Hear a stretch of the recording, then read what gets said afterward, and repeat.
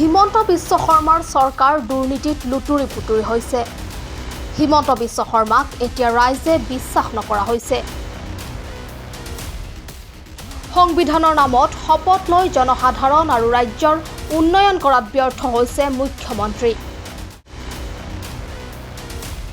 যাৰ বাবে মুখ্যমন্ত্ৰীয়ে মেৰুকৰণ বা ধৰ্মৰ ৰাজনীতিৰ আশ্ৰয় লৈছে। বিজেপি দল ৰাইজৰ মতে চলাৰ বিপৰীতে আম্বানী আদানীৰ মতেহে চলে। এনেদৰে মুখ্যমন্ত্ৰীক বজাৰৰ টেঙা আমৰ লগত তুলনা প্ৰাক্তন সাংসদ আব্দুল খালেকৰ। বিজেপিৰ বৰঘৰত এতিয়াও কংগ্ৰেছৰ মানুহ আছে। যদি কংগ্ৰেছে 860 গৰাকী শ্বহীদ কৰিছিল তেন্তে মুখ্যমন্ত্ৰীয়ে কিয় দীৰ্ঘদিন ধৰি কংগ্ৰেছত আছিল। আজি বজালীত ৰাইজৰ পদূলিত ৰাইজৰ কংগ্ৰেছ শীৰ্ষক অনুষ্ঠানত মুখ্যমন্ত্ৰীক কঠোৰ সমালোচনা কৰি এই মন্তব্য প্ৰাক্তন সাংসদ আব্দুল খালেকৰ। আমাৰ দলে ভাৰতীয় জাতীয় কংগ্ৰেছে 2026 নিৰ্বাচনৰ কাৰণে যিখন ইস্তাহাৰ এখন জন ইস্তাহাৰ ৰূপে প্ৰকাশ কৰিব খুজিছে আৰু বন্ধ কোঠাত বহি এই ইস্তাহাৰ বনাব খোজা হোৱা নাই। জনসাধাৰণৰ ওচৰলৈ গৈ জনসাধাৰণৰ মনৰ বতৰালৈ ইস্তাহাৰখন বনাব খুজিছে আৰু যাৰ কাৰণে যিদৰে আমাৰ মাননীয় তৰুণ গগৈ ডাঙৰীয়া মুখ্যমন্ত্ৰী হৈ থাকোঁতে ৰাইজৰ পদূলিত ৰাইজৰ চৰকাৰ আঁচনি আছিলে, একেদৰে এইবাৰ ৰাইজৰ পদূলিত ৰাইজৰ কংগ্ৰেছ। আমি জনসাধাৰণৰ মনৰ বতৰা, জনসাধাৰণে কি বিচাৰে সেইবোৰ কথা শুনি সেই ফিডবেকৰ ভিত্তিত এইবাৰ ইস্তাহাৰখন প্ৰকাশ কৰিবলৈ বিচৰা হৈছে। আৰু এই কাৰ্যসূচীৰ অংশৰূপে আমি যেনেকৈ আজি বজালীলৈ আহিছোঁ, বিভিন্ন জিলালৈ আমাৰ প্ৰতিনিধিসকল, আমাৰ নেতাসকল বিভিন্ন জিলালৈ গৈছে আৰু আমি আৰু অন্যান্য জিলালৈ যাম আৰু এখন জন ইস্তাহাৰ প্ৰকাশ কৰা হ'ব এই ফিডবেকৰ ভিত্তিত। যে এতিয়া দেখা গৈছে লাগে মুছলিম মানে কংগ্ৰেছ আৰু কংগ্ৰেছে মুছলিমৰ ওচৰতে যাব পাৰে, কি ক'ব? চাওক, মুখ্যমন্ত্ৰী হিমন্ত বিশ্ব শৰ্মা তেওঁ এই কথাত বিশ্বাস কৰে তেওঁ যে উন্নয়নৰ প্ৰশ্নত যদি নিৰ্বাচন খেলে তেওঁ ভোট জিকিব নোৱাৰে আৰু সেইকাৰণে তেওঁ বাৰে বাৰে মেৰুকৰণৰ আশ্ৰয় লৈছে। তেওঁ জানে যে বিকাশ উন্নয়ন এই প্ৰশ্নত যদি ভোট হয় তেওঁৰ পৰাজয় নিশ্চিত আৰু সেইকাৰণে তেওঁ বাৰে বাৰে হিন্দু মুছলিম প্ৰসংগ উত্থাপন কৰিছে।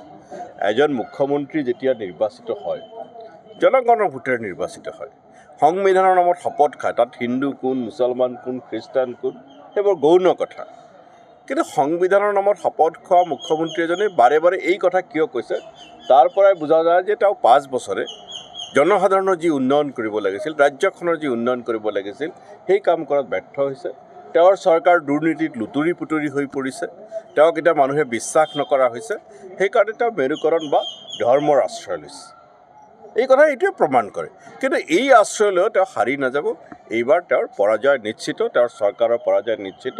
কাৰণ অসমৰ জনগণ টেঙা আম এবাৰহে বিক্ৰী হয়, টেঙা আম বহুত বিক্ৰী হ'ল, ধৰ্মৰ আফিং বহুত বিক্ৰী হ'ল, নতুনকৈ আৰু বিক্ৰী নহয় আৰু সেইকাৰণে এইবাৰ হিমন্ত বিশ্ব শৰ্মাৰ পৰাজয় নিশ্চিত। বিজেপি স্পাই থকা বুলি মুখ্যমন্ত্ৰীয়ে সদায় কয়।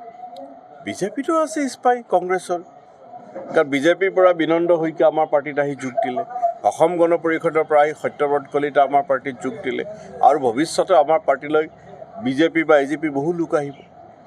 গতিকে ৰাজনীতিত সকলোৱে সকলোৰ খবৰ ৰাখে, এনেকুৱা নহয় যে খবৰ নাৰাখে।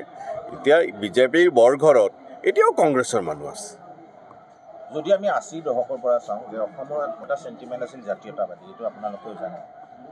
60জন মানে মানুহক হত্যা কৰি শ্বহীদ কৰা বুলি কয় আৰু যিটো শ্বহীদ স্মাৰক নিৰ্মাণ কৰা হৈছে তাত এবাৰো কংগ্ৰেছে কোনো ধৰণৰ প্ৰশংসাও কৰা নাই, তাত যোৱাও নাই আৰু সেই মানুহখিনিৰ ওচৰত যাবলৈ সাহস কৰা নাই। মুখ্যমন্ত্ৰীয়ে কৈছে যে হত্যা কংগ্ৰেছে কৰিছিলে। চাওক, প্ৰথম কথা মুখ্যমন্ত্ৰী দীৰ্ঘদিন কংগ্ৰেছত আছিল। তেওঁ এইবোৰ কথা যদি জানে শুনে, মোৰ প্ৰথম প্ৰশ্ন দেই, তেওঁ কি কাৰণত কংগ্ৰেছত আছিলে? তেওঁতো এতিয়াও কিন্তু তেওঁ ক্ষমা খোজা নাই। তেওঁ এই যে দীৰ্ঘ 15 বছৰ তেওঁ বা 14 বছৰ কংগ্ৰেছ চৰকাৰৰ মন্ত্ৰী হৈ আছিল, ক্ষমা ক'ত খুজিলে? তেওঁ ক্ষমা খুজিব লাগিছিল অসমৰ জনগণক, সেই কামটো কৰা নাই। দ্বিতীয় কথা, আজি শ্বহীদৰ কথা ক'লে খৰ্গেশ্বৰ তালুকদাৰ প্ৰসংগ আহিব। খৰ্গেশ্বৰ তালুকদাৰ যেতিয়া যিদিনাখন শ্বহীদ হৈছিল সেইদিনাখন না দিল্লীত কংগ্ৰেছৰ চৰকাৰ আছিল না দিছপুৰত কংগ্ৰেছৰ চৰকাৰ আছিল। দিল্লীত চৌধুৰী চৰণ সিং প্ৰধানমন্ত্ৰী হৈ আছিল, দিছপুৰত যোগেন্দ্ৰনাথ হাজৰিকা মুখ্যমন্ত্ৰী হৈ আছিল। গতিকে এই কথাটো যিটো ধাৰণা নেৰেটিভ প্ৰচাৰ কৰা হয়, সেই নেৰেটিভটো যে ভুল। কিন্তু চৰকাৰ যেতিয়া চলায়, চৰকাৰ চলাওঁতে আইন শৃংখলাৰ কথা থাকে, চৰকাৰ চলাওঁতে বহুত সমস্যা থাকে। এতিয়া বিজেপিৰ দিনত কা বিৰোধিতা কৰি 5জন ডেকা ল'ৰা শ্বহীদ হৈছে। সেইসকলৰ প্ৰতি মুখ্যমন্ত্ৰী বা বিজেপি দলে শ্ৰদ্ধা জনাইছে নেকি? নাই জনোৱা।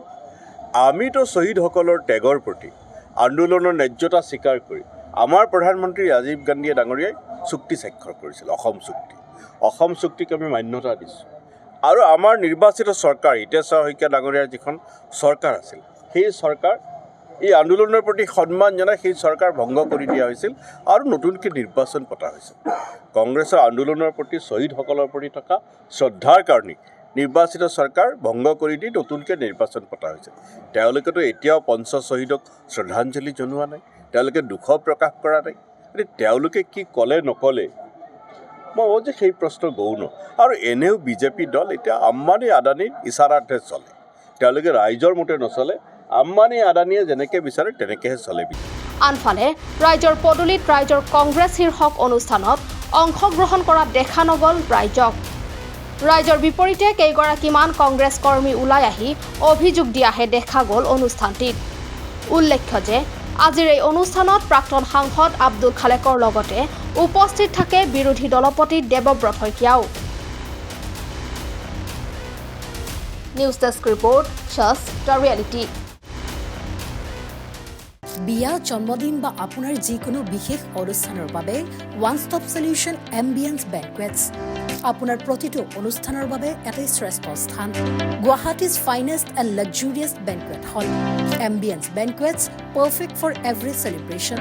For booking, contact 7099013417 or visit 5th floor above Reliance Centro, RG Burwa Road, Guwahati.